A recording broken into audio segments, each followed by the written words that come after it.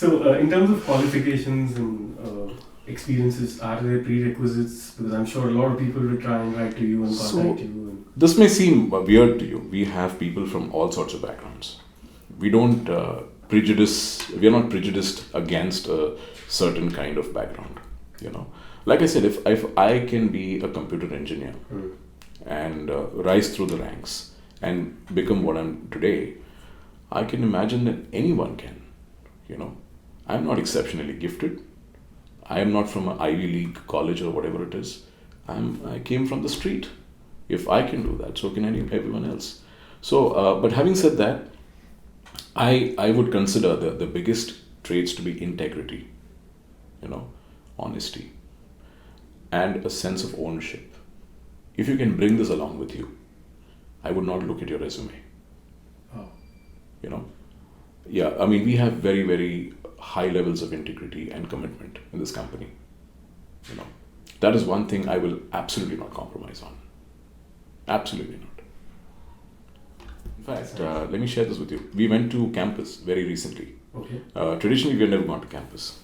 We have always been recruiting from the industry.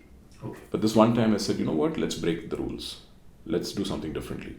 So we went to this campus in Pune, and I told the candidates, I mean, there were about 20 shortlisted candidates from various backgrounds. I mean, someone's done finance, someone's done, someone's got a business degree, someone's got an engineering background, whatever.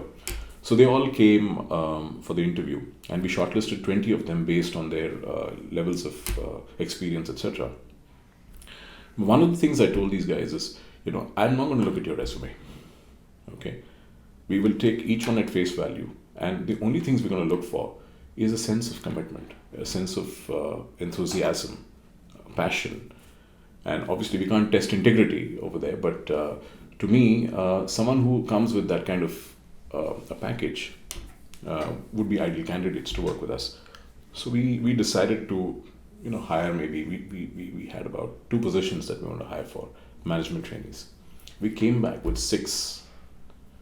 Wow. Yeah, we came back with 6 because we found all those traits in these management grads. We found them enthusiastic. We found them super energetic. Great ideas, a lot of passion, a lot of energy. I thought those were great traits, and the rest we can provide. The rest we can train. Skills we can train in the company. We can bring them on board and make them great audio professionals, and that's our job, to make them audio professionals. So it's a slight shift from what we used to do earlier. Okay. But I believe there is a huge amount of potential in the youth out there. And we have traditionally followed certain sets of careers, like, beta, you be a doctor or an engineer, or you become a software engineer, or what have you, I think the time has come when you start looking for slightly alternate careers. And especially a career in audio, in my opinion, is a very, very promising career. That's nice and encouraging to know. Yeah. Because you were from the industry and you deal with so many kind of different branches of audio professionals, whether it's in the studio or in broadcast industry. Or cinema. Yeah. Seriously, I mean, this is an industry that is exploding. Yeah. And why I say this is because, gone are the days when... So the whole nature of the recording industry, the whole nature of the music playback industry, as they used to call it in the Bollywood, has changed. Nobody buys physical copies anymore. Yeah. Nobody buys albums anymore. Everyone's downloading them. Okay, but when you're doing that, the music labels are not making enough money, the way you see it, right? So, what is the revenue model now in the industry? I think the revenue model has shifted. It has shifted to live programming. So you see the number of live shows, the number of live content that is now available out there is incredible. Now, to make all of that happen, you need audio professionals. There is a dearth of good mix engineers today. There's a dearth of very good studio engineers today. We can't have enough of them. So that's the technical side of things. Now, to support the industry, you need sales guys, you need marketing professionals, you need HR, you need supply chain, you need finance. So the ecosystem feeds itself. So I think there is a dearth of people in our industry currently, good people. Okay, and so I encourage people out there to come and find out about us, find out what we do. Not just us, all of our industry colleagues, all of the other brands as well. Yeah. They have the exact same problems that we're having. At this point, I have 6 or 7 positions open. And that's only going to increase as our business volume increases, and we want to do more things and spread our wings in the market and so on. So yeah, I think it's a great opportunity. No, this is really encouraging to know in times of when economies are in doldrums at times, and when you know that there's still an opportunity. Absolutely. I think our economy currently is, what people might say, all of the demonetization or whatever is happening. It's just a transient thing. Yeah. Nothing can stop our economy. We are like a bull charging. If anything comes in the way, it will be bulldozed. So from that perspective, I think all this is temporary, all this is transient. Things will only improve. Remember, we are a nation of 1.3 billion people at last count, of which 50% are under the age of 30. Okay, that is a huge potential out there. What are we doing to develop that? This is a question for all of the politicians and all of those people in policy making out there. But I can tell you something, a lot of these new professions are going to be creatively led, rather than being fulfilling. Of course, we will always need lawyers and doctors and professionals and engineers and pilots and all of these people. But we will also need creative professionals, and we need some more people running event companies and sound production companies, and there are a whole lot of manufacturers. In fact, I always go to the show called the NAMM show in the States, and I see close to 250 manufacturers, and I know people there, and they all want to be in India. Okay, the only reason they can't be in India is because they don't have someone representing them in India, right? So every year I go, everyone's talking to me and saying, how can we come to India? What is the best way for us to come to India? So there is so much opportunity and possibilities for bringing all these brands to India, and believe you me, the Indian market is going to outstrip the US market in the next 10 years. It's going to happen. I'm just talking about audio and lighting for that matter, because of the amount of programming that's being done here. We are the second largest film industry in the world. Second largest film industry in the world after Hollywood. So, and the entire content that's coming out in terms of music and in terms of sound and everything is basically an offshoot of this industry. So think about the potential. Right now, all of this is in the unorganized sector.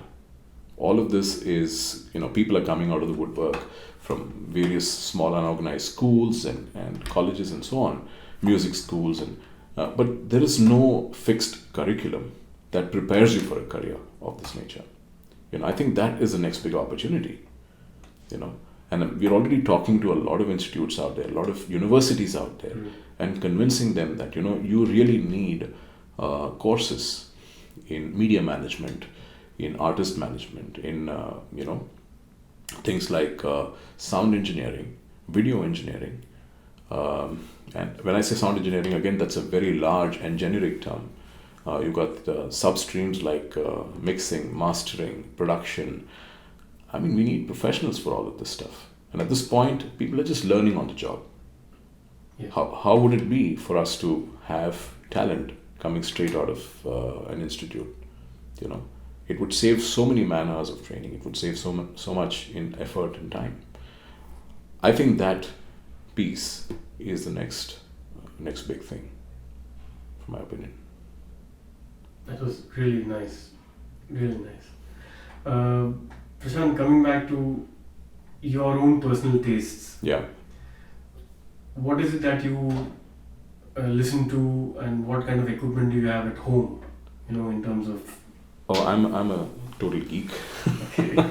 So, speaking of equipment, I've got a bunch of loudspeakers, assortment of loudspeakers. What I really like listening to is, rock, classic rock. So, in fact, I just recently invested in a vinyl player. Okay. So I'll talk about a little bit about that as well. So here's the thing. So my dad always was a big music connoisseur, and he would go around collecting records from all over the world.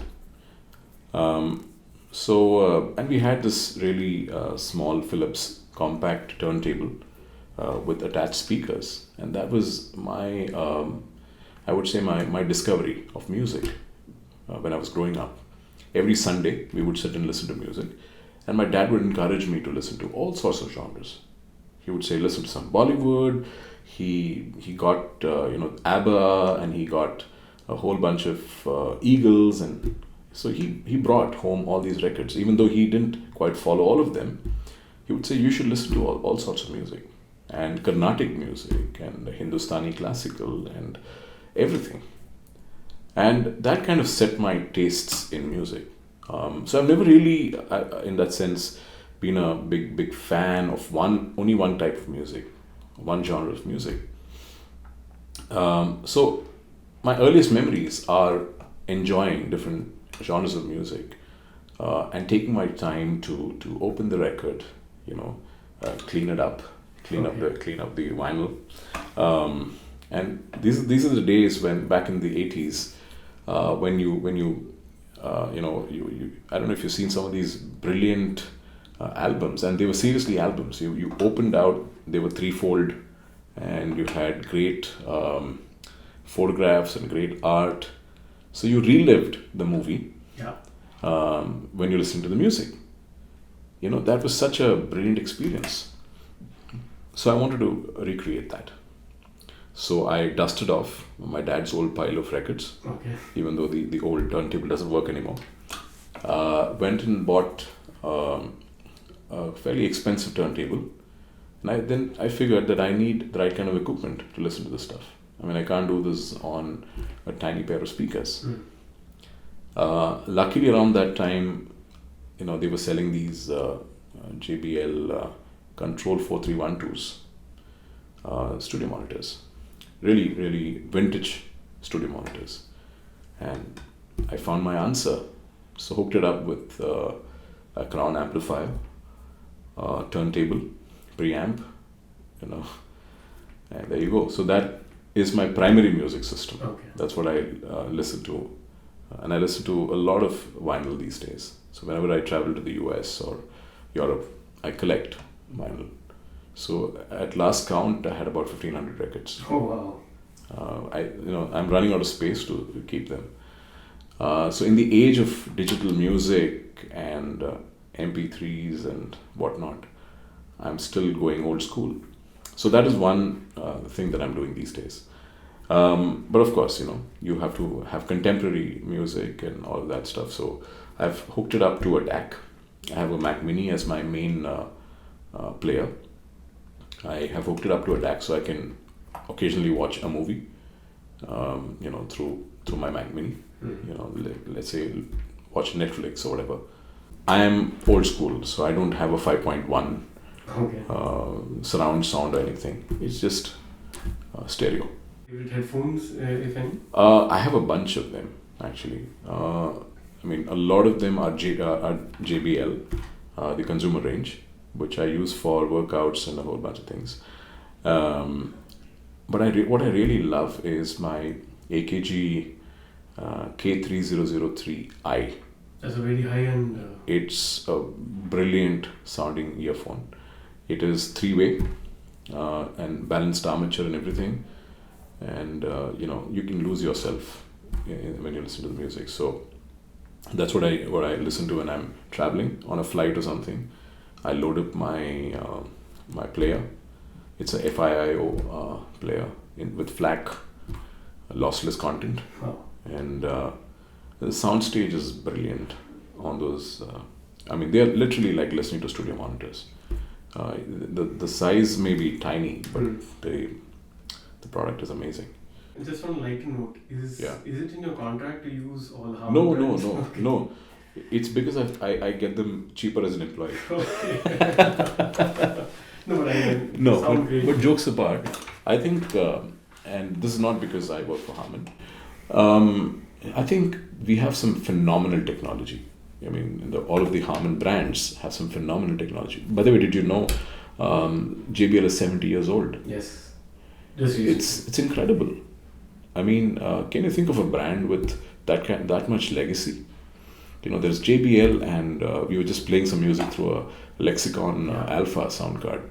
I mean, again, this has been awarded the Grammys. Which other brand can you think of which has this kind of distinction? Again, so needless to say, I mean, I'm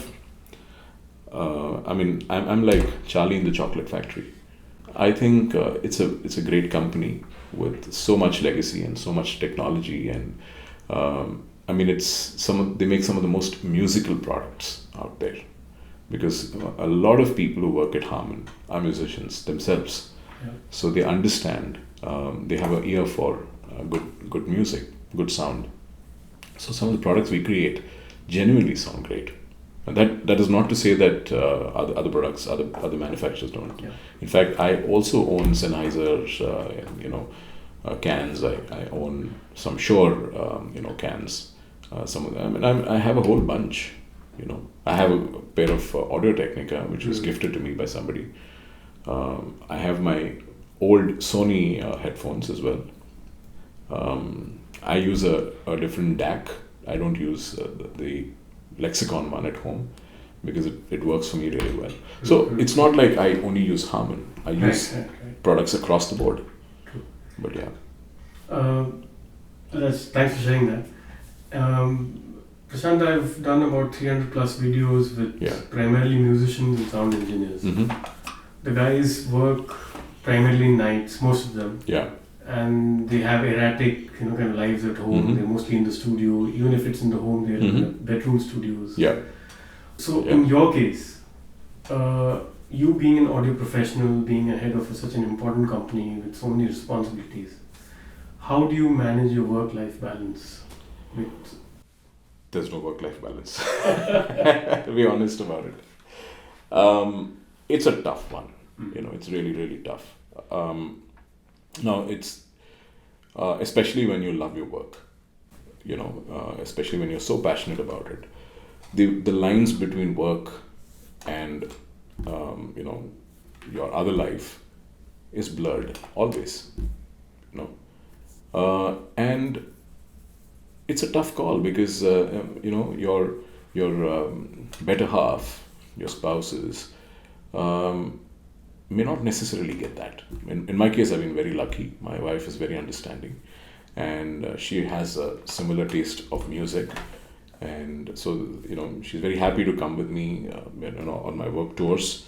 We'll be going for maybe see the NH7 concert, or do some other concert somewhere, or so that kind of helps when you have a supportive spouse.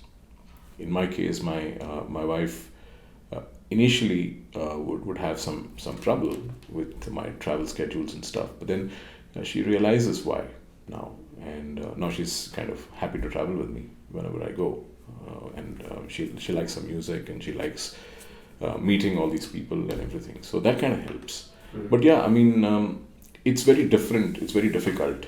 Do you ever switch off, saying that Saturday, Sunday I won't work? I wish I could. Okay. I wish I could.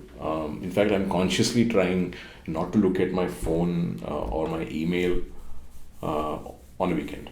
I try not to. Okay. Because this work never ends. There's always something you want to do, something you want to catch up on. You look at some email, or read upon some of the stuff. So I've kind of made it like a rule for myself that I will not look at my work email or answer any, or well, I wouldn't say that. I do answer phone calls even on a Saturday or Sunday, but I don't call people at work on a Saturday or Sunday, unless it's like a situation that we can't get past. But any other activity you've engaged yourself in that takes your mind off work, because it's also important, to spend time with yourself. Sure. So I'm trying to read quite a bit. In fact, I was just sharing with someone that over the last year, I haven't read much. I have collected all these books. I have a Kindle Unlimited account and everything. And actually, I love reading. I have been an avid reader all my life. So for me, that's kind of weird because in the last 1 year, I haven't really read too many books, maybe 4 or 5 books over the last 1 year. And that's not, in my opinion, that's not a great thing. So I'm trying to get more. I'm trying to read more. I love food. I mean, I wouldn't call myself a connoisseur, but I'm more of. I mean, I hate the term foodie. It's not. It's just. It's not really. It doesn't mean anything. Yeah. I like my food. I don't cook much. Okay. But I like to try different types of food, different cuisines. Whenever we travel, especially, I like to try the local cuisine. So let's say I go to Europe, I like to eat local. Whenever I'm in North America or Far East or wherever, I try and eat on the street. I mean, I go seek street food. Whether you're walking around in Manhattan and you eat something off the like a Frankfurt or something. It's the local flavor that I'm trying to get. So I like to discover new kinds of food, and I keep doing that all the time. Even in India. So recently I went on a road trip. Okay. I mean, it's more of a work trip, but we rented a car and we drove all the way through Gujarat and went all the way up to Ahmedabad and came back. So we would stop at roadside eateries, not the big hotels, and sample some local cuisine, and it's such a revelation, So culture is also about, just as culture is about music, culture is also about food, the different tastes, the different textures, and India is such a brilliant place if you want to discover food. You drive for 100 kilometers in any direction, the food changes. Just as the language changes, just as, people's culture, dressing, it all changes every 100 to 200 kilometers. And I find that very fascinating, I haven't done enough travel in India. I want to. And my way of doing that is drive myself. Okay.